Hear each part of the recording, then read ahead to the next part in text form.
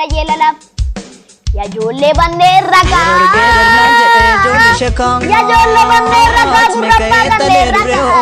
Romo manu bodu di dere Ya le amma dande enyu. Ya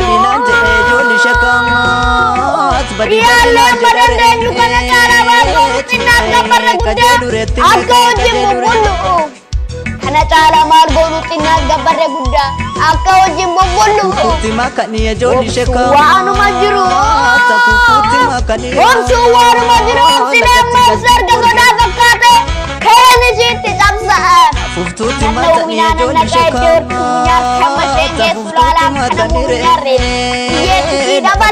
Malti sobde. Ya jolle biya koti. Undum tuado koti. Dikaya joli shenge. Saatnya sebre.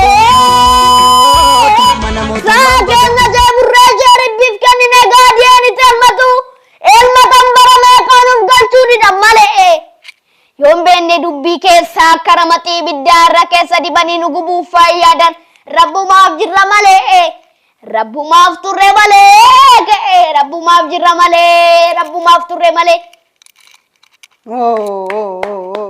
Singitan dhuguma singitan uffata aadaa eessaa jedhama kunam uffata aadaa walloodha anis walloo fakkaachifanan kana uffadhe jechuudha eenyu si bite immoo Armumaayyya. Haadha kee baay'ee jaalattaay? Maal si leenjisti moo isheen haati kee barsiistuudha naan jettee jirta? Si barsiisteerti moo akkam addatti waan leenjisii kennitu jira? Hin jiru garuu barsiistuudha. Anuma barsiistii kutaa afuraffaa Ingiliffa na barsiistii. Ogummaa sirbaas hin qabdu kennaan hin jira miti ree kennaan daa'ima. Isumatu gara kanatti na fide jechuudha. Kenna waaqumatu si kenna? Isaa jechuudha. Ati garaa keessatti barattee natti fakkaata. Fixattee baate hunda. Daree keessaa ijoolleen akka keetii baay'ee cimoo ta'an jirani? Jijjiru. Ijoollee lamaan takka jirti. Haa ta'us ani garuu sadarkaa kiyyan gadhiisne ammas tokkoffumarra hin jira.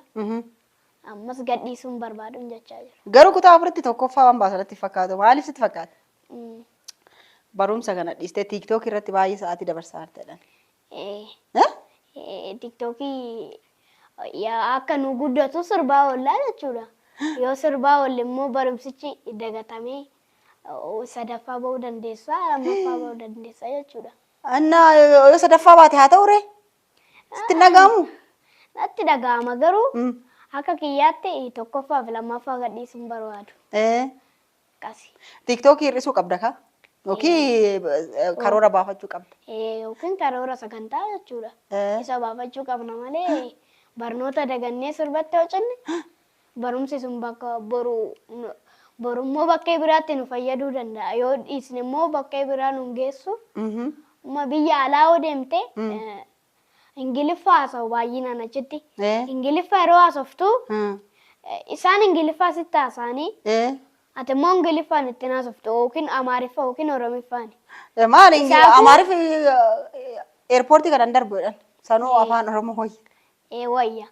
Ismaallee wayya. Ingiliffa baay'ee dubbatu warri alaa. Yoo barnoota dhiisne immoo boru nama ta'uu dhiisuu dandeenya jechuudha. Dhugaadha. Kanaaf barnoota alii birraa argitee barnoota dhaloonni barachuu qaba. Barnoota immoo xiiqiin baratamuu qaba. Barnoota akkasumaan shamaddadanii qormaataaf otoo hin taane maal jettame ati kanarratti?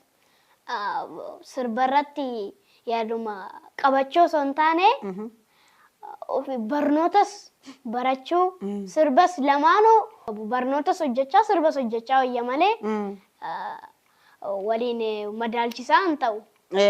Kitaaba dubbista amma yeroo baay'ee amma dhaloonni kuni kitaaba dubbisu ani amma fakkeenyaaf dandeettii kitaaba dubbisu baay'ee hin qabu maaliif dubbisaan guddanne waan ta'eef amma ati kitaaba dubbisuu jaalatta? Hin jaalladha. Kitaaba kam dubbisteertame? Oromummaan jedhu keessatti Minilikii farda siidaa dabalee jedhu jira.